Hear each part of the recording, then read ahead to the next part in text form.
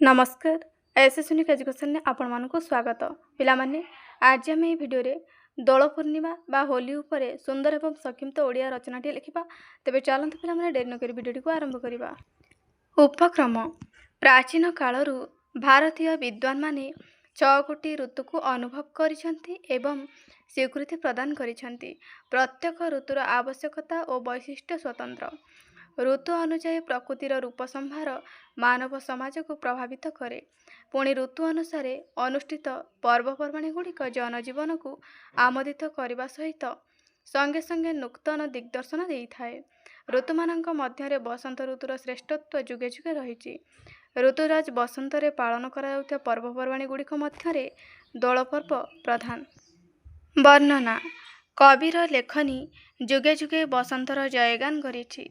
आंब bowler सुगंध, मृदु मलयर प्रीतिपद प्रवाह, कोइलीर कुहुतान, रंग बेरंग पुष्पावलीर प्रकाश और पुष्प संभार रे भ्रमर मानकर गुंजन नहीं ऋतुराज बसंत धरापृष्ठ को आगमन करे। शीतर प्रभाव नथाए खाद्यपेयर अभाव। बसंत मनरू सबु दुख जंत्रणा पोछि नहीं थाए।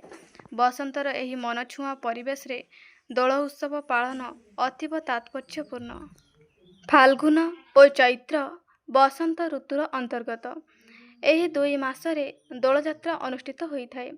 फाल्गुन शुक्ल दशमी तिथिरु ग्रामे ग्रामे राधाकृष्णंकर दोल उत्सव आरंभ होइथाए। फाल्गुन पूर्णिमा को दोल पूर्णिमा मध्य कहंती। भारतीय हिंदू समाज रे दोल उत्सव बहु प्राचीन कालरू पालित होई आसुछि। एही उत्सव पालनर बहु कारण मध्य रहिछि।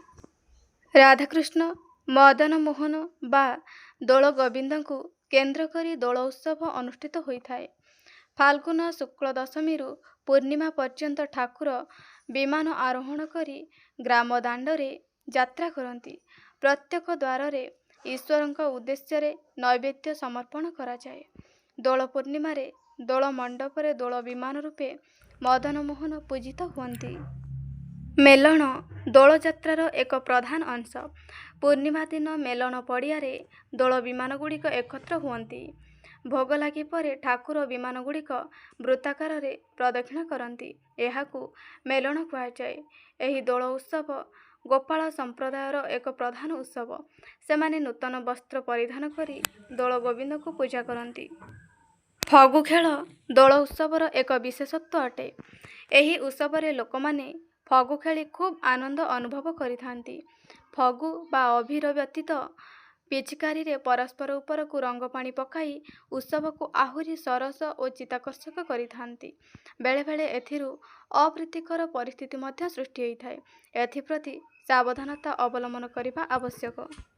उपसंहार दोल पर्व ओडिया मानकर एक आनंददायक पर्व। एही पर्व रे प्राण हुए आनंदित और पुलकित। दोल पर्व भाईचारार पर्व। एही पर्व रे सहृदयता और भातृत्वर बंधन निबिड़ हुए। एही पर्व जोगु पल्ली प्रकृतिर रूप महल रे नूतन रंग भरी जाए। दोल पर्व बसंत ऋतुर पर्व। एही पर्व पालन करिबा द्वारा प्रकृत रे सामाजिक जीवन आनंदमुखर होई उठे। पिलामाने भिडियोटी को लाइक करदब एवं सांग मानक सहित शेयर करदब। चैनल नुआ थिले चैनल को सब्सक्राइब करदब। धन्यवाद।